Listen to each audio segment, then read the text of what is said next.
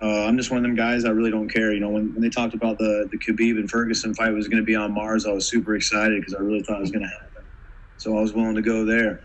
And I don't have any inside information. I'm just I'm here to do my job, show up, and give the American people entertainment. Let them know, hey, you got to take risks. You got to step outside the box. The stay-at-home man, he's a dead man. You gotta take the risk. You got to go out there and that's why I'm loving that UFC is going out there and proving like, hey, the show goes on. You can't stop. You can't let it bring you down. You got to rise to the occasion. And we get to go out there as some of the baddest. You got some of the baddest motherfuckers on this card. Really, some of the best in the UFC to go out there and just prove to the American people that, hey, we're here. The show goes on, life goes on, and you must move forward and be persistent. Finally, just from a kind of mindset perspective, have you thought about what it's going to be like stepping into the octagon in an empty arena, being able to hear, obviously no crowd noise, but potentially just the corners issuing information and the crack of your hand against him? Yeah, when I've been in the gym. I was going in the gym late at night. I have a key to the gym, and no one else was in there. I was going in there into the. I was playing like I was walking out. I was doing my own visualization. I was going in there. I was hearing my breathing. I was hearing my footsteps in an empty gym in the cage. I could hear my feet on the canvas. I could hear my breathing. And it just clicked to me that it's going to be that much easier, honestly. Hearing my coach's calls, you don't have to deal with the crowd. It's just going to be that much more clear. And what better than, because I love listening to my coaches. That they'll guide me right into victory. I'm their favorite Mortal Kombat fighter, and they get to use me and just no distractions. It's gonna be easy. I can't wait to go in there and make it look easy. I appreciate your time. All the best for the weekend. Thank you, sir.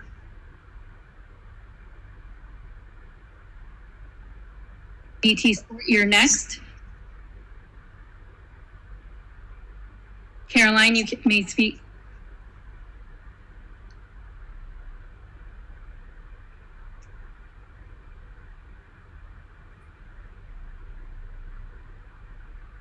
Caroline, you've been unmuted.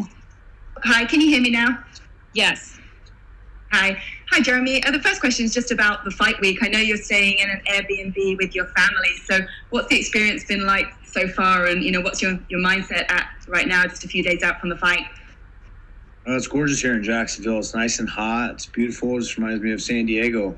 Having an Airbnb just kind of reminds me like I'm at home training, and I got my training partners out here. Everything's in perfect alignment. I know it's your daughter's birthday tomorrow. How are you going to plan to celebrate with her in Jacksonville? Her birthday is today. Today? Yeah, so I gave her a call, sung her happy birthday in my best vocals that I could try to reach. And yeah, there's going to be nothing, I've done this before. When I fought Sam Stout, I knocked his head around and came home and celebrated her birthday. So I don't really expect anything different. Bringing home a good win and eating some good food. And she's been around the game a long time. She knows what Dad does, and kind of sucks that I can't be there with her, but she knows what's up. I'm around every day and involved in her life, and I just can't wait to go home and get some good food after a good win. Let's talk about your training camp. So you said you've been working with Dominic Cruz, both of you at Alliance. How beneficial has it been in this time when it's probably more difficult to train to a certain degree, having someone else that's training for such an important fight on the card? Yeah, I was training by myself there for a while, and then I was over at his house doing some swim workouts when he got the call that he would be fighting Cejudo. And so then immediately he got on board with the sprints and the programs. So it wasn't just me suffering. It gets kind of dark when you're there and you're lonely and you're doing these dark trainings and getting in good shape. And when you look over and you see one of your best friends suffering and what they're going for too, it adds a little bit more of motivation, a little bit more passion into this. The fact that we're competing in some world history here and this event is that more meaningful, and it's just going to feel so great, coming out winners in this COVID and UFC 249, especially the event. What's your biggest motivation going into this fight? I mean, obviously coming off the losses, but we know how experienced a fighter you are, the veteran you are in the sport, and many of us think this could be fight of the night contender. So what's your motivation? What is it you want to showcase in this fight? I want to showcase my will to win, my heart, my raw, authentic self, my heart, my balls, my will to never give up, but just most of all, my will to win. And also too, I feel like a lot of people are writing me off in this fight. I feel like they're all going on Kattar's side, and like, oh, it's going to be a tough fight. It's going to be a tough fight. Well, believe me, I've trained for the most vicious guy. I dreamed of this guy beating me. I dreamed of him being longer and me hit me from 10 feet away. So I trained for a monster. And anybody who knows me and has been a fan of this sport, you ever see me lost, I come back better and better, and I can't wait to go out there and just shock the world. And people are going to be saying, "Damn, wow, he looked great. That's the best he's looked." My will to win and my ever evolvingness. I'm constantly evolving. And like I said, don't be shocked when I go out there and make it look easy. And last question from me. You want to go out there and shock the world. What does that look like? What's the perfect finish for you? A knockout faster than Masvidal, putting him on the canvas, and then me fighting 3 days later. Sounds good. Thanks, Jeremy. John Morgan with MMA Junkie, you're next.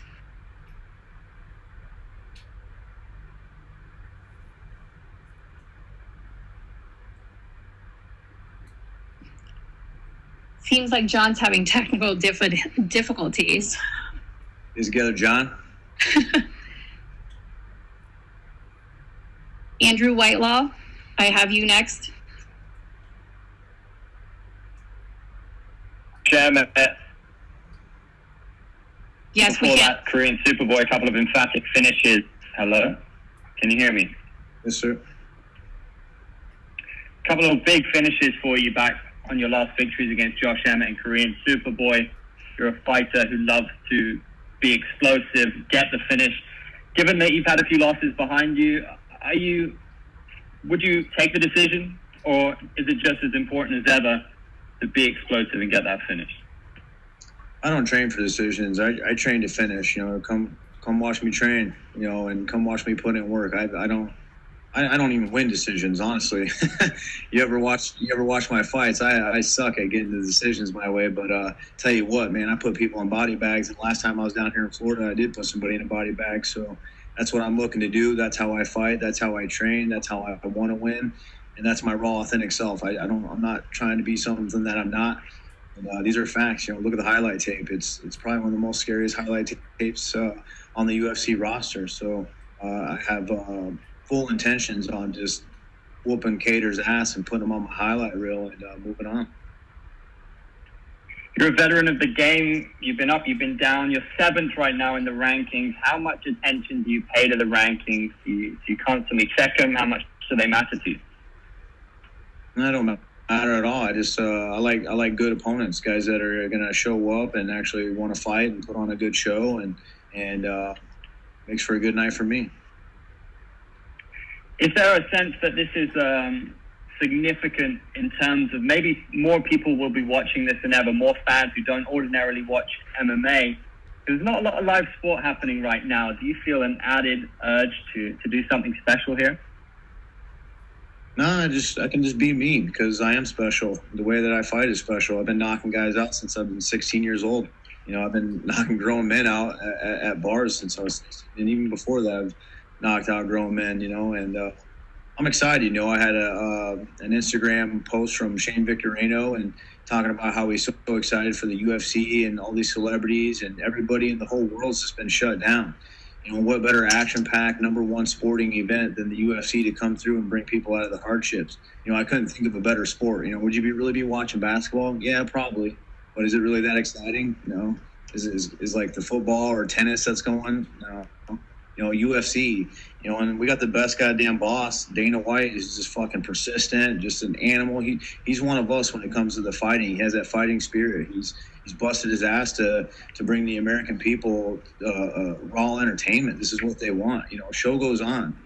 Like I said before, the staying at home, man. He's gonna die. He's not gonna be able to provide for his family. And they're shutting down the beaches, they're shutting down everything. These are the best things in the world. You're going outside with mask on, which is the best thing for you is oxygen. The beach, the sunshine. You can't beat with the God-given world things that are given to us, they're taking them away, and we get to go out there and just prove to the world, like, hey, it's worth the risk. Go out there and do it, and we're going to bring America back on top.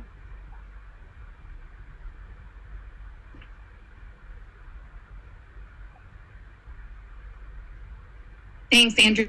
Next up is Jay Anderson with Cage Side Press. Jeremy, I'm not. I know you've talked about going in late at night, training with the empty arena, and there's been a lot of talk about being able to hear your coaches more clearly, being able to hear your corners more clearly. The flip side of that is your opponent may be able to hear them as well. Is that something you factored in here? He doesn't know the calls, and honestly, it doesn't matter. Even if he does, no. Take the corners and everything out of this. Is COVID right now. If Kattar walked in here right now, I'd whoop his fucking ass. You know, like if he's gonna come in here, say break into my house, what am I gonna do? Stretch out? Oh, give me a minute. I need to get wrapped up. No, that's not a fight. The fight is my intentions are beat your fucking ass before you beat mine. That's it. Kill or be killed. You know, and take coaches out of it. I don't care. You can hear the calls. You know, most people do hear the calls. That ain't gonna stop you. What happens when you hear the call and then I feint and do a different call? You know, it doesn't. It's not gonna stop it. You know, I'd give him my corner to even fight against me. You're not. It's right here. It's in your heart. It's in your mind.